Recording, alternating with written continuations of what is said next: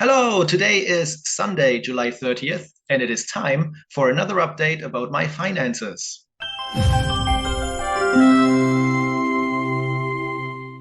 Oh, the most important financial news over the last 6 months is that I bought a house. That's really big news for me. I went through a lot of bureaucracy. I had a solicitor and filled out mortgage applications and signed contracts and all of that. And then I finally got my house on June 20th, 2023, so a couple of weeks ago. It has a larger bedroom and a small bedroom, a kitchen, a living room, a garden. It's close to the city center and it has great neighbors. So I'm very happy about it. I'm now making some repairs and buy furniture, and then I'll move in soon. In fact, I'm kind of packing right now, as you can see. It's all a bit chaotic here.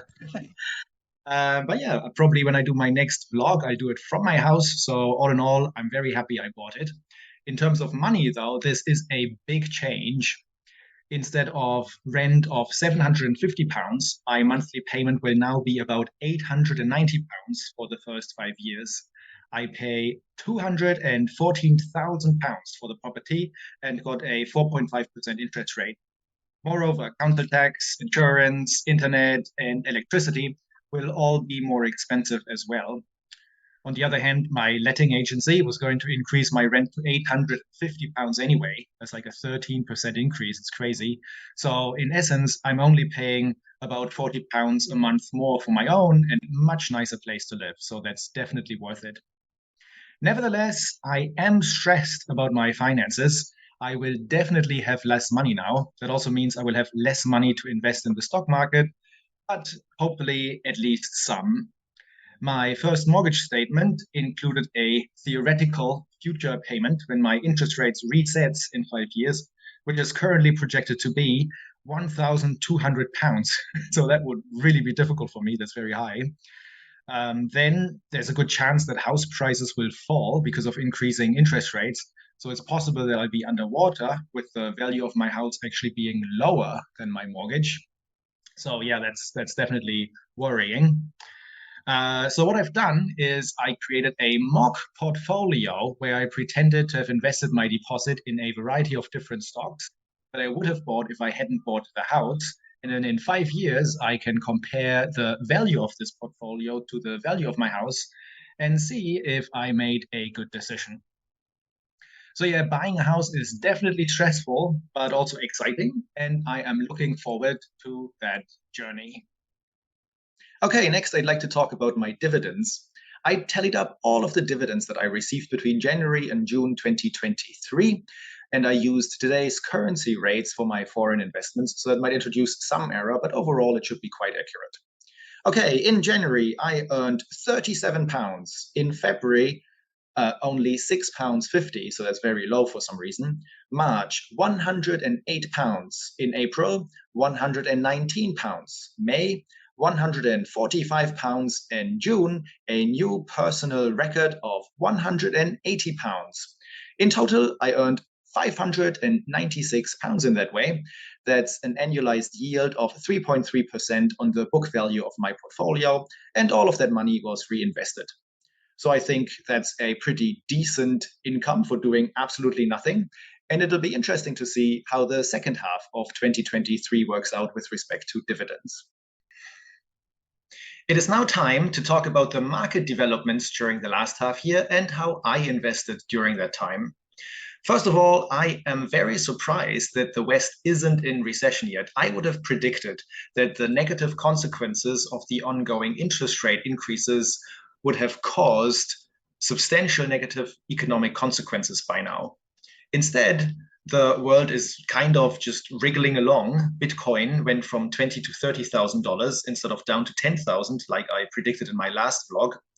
Tesla has gone from $150 to almost $300, which is crazy because it's just a car manufacturer and should have been valued like one. And the tech stocks in general have been boosted because of a lot of hype around AI. So the speculation is continuing despite higher interest rates. There is still not a lot of pain. Employment is robust. People are still spending. However, just because a recession has been averted so far doesn't mean that it won't hit eventually. And I believe that when it does hit, it will be a very severe recession. Central banks have been raising interest rates repeatedly in an effort to fight inflation. The Fed is now at 5.5%, the Bank of England at 4.25%, and the European Central Bank at 4%. I do not believe that interest rates can go much higher before massive financial problems emerge. In fact, we are already beginning to see cracks in the foundation of the economic system. Most importantly, we had a banking crisis, actually sort of like what I predicted in my last vlog, from roughly March to May 2023. First, Silicon Valley Bank went bankrupt within 48 hours. Then massive problems emerged at Credit Suisse. That was probably the biggest news story in the financial news over the last half year. Eventually, the bank had to be taken over by its competitor, UBS. People worried a lot about regional banks, and some had to be rescued. In late April, another bank called First Republic had to be put in receivership. It felt like this new banking crisis just wouldn't stop. Gold went to over $2,000 an ounce, and I panicked a bit at that point and sold the only bank stock in my portfolio, OCBC in Singapore. I just feared that the bank might be next, but that wasn't a very smart move because the stock has since gone up quite a lot. I invested the money from that, about £750, in my other Singapore company, Wilmar International, instead. In any case, this mini banking crisis can relatively directly be linked to rising interest rates. They had a lot of low-yielding government bonds that had lost a lot of value with high interest rates. When customers wanted their money, they had to sell those bonds at a loss, and the banks were insolvent. The Fed said they would purchase those distressed bonds from the banks, and that successfully calmed the markets. And in fact, money supply has been shrinking for a few months now. As a consequence, from about the beginning of May until now, optimism has generally returned to the markets. For instance, the German DAX has just hit a new all-time record high. Gold fell back from over $2,000 to about $1,900. And the markets just generally seem to be very optimistic about falling inflation and the end to interest rate hikes and what they call a soft landing. I got the numbers here. Inflation has fallen in the US from 6% in February to 3% in June. In the Eurozone, from 8.6% in February to 5.5% in June. And in the UK, from 9.2% in February to 7.3% in June. However, I must say that I thoroughly disagree with this optimism. It feels to me rather like we have reached a calm moment in what will generally be a very tumultuous development. Inflation has not been defeated yet. It has come down in no small part because of lower oil prices. And if oil prices rise again, inflation will go up again. At the same time, interest rates are already so high that I believe they will cause a crisis, so that they cannot be increased even more to fight inflation going forward. The banking problems could easily resurface. There are huge problems with real estate, both commercial and domestic. Businesses face much higher refinancing costs, and industrial production is already falling, and many economic sectors are stagnating or contracting. There are all sorts of debt, credit cards, student loans, cars, and so on, that are becoming harder and harder to service. And of course, there is a war going on in Europe that costs an enormous amount of money. Therefore, my expectation is that we will eventually have a severe recession. Interest rates will not go much higher, but inflation will still remain elevated. That's why I continue to buy gold stocks. In March, I bought more Barrick, and in April, Hecla and B2 Gold. But my biggest worry of all is climate change. Amplified by El Nino, climate change has made the summer of 2023 an absolute nightmare. There are heat waves after heat waves. We have seen the hottest days on record, and at least in the last 120,000 years, this July. Record-breaking storms, record-breaking temperatures, landslides, wildfires, droughts. It's absolutely horrifying. So I decided to ramp up the climate part of my portfolio. In February, I bought more Gerdau, who produce a lot of steel from scrap metal. In April, Greencoat Wind, that's a wind farm investment trust. I sold Beiersdorf and E.ON for a very nice profit of about 30% each. That's kind of cool. And then I took that money and bought with it Sims Limited, that's a metal recycler, and my first ever exchange traded commodity, an ETC, for cotton.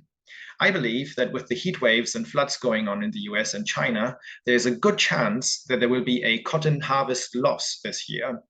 And finally, I took the money from delisted Gamesa and put it into the world's largest wind turbine manufacturer, Vestas, from Denmark. I'm hoping that their sheer size will give them an advantage because it is still incredibly difficult to make money with renewable wind energy, which is terrible, mainly, I think, because fossil fuels are subsidized so much. What I've learned this time is that it's impossible to predict economic developments over just half a year, okay, but maybe over 5 years. I repeat my predictions that I made last time for, let's say, the next 5 years. So I claim in 2028, Bitcoin will essentially be dead. Elon Musk will be bankrupt, and we will generally live in a very difficult economic environment. We'll see if I'm right. So in total, I managed to save this time £3,750 for the stock market. I think that's pretty good. My portfolio now has a value of £35,212 and 32p. That's a performance of minus 15%. That's pretty bad, but ever so slightly better than what I reported during my last update. Okay, that's all I have to say for this time. I hope that my portfolio will develop positively for the remainder of the year, and I will make my next update towards the end of the year. Good luck.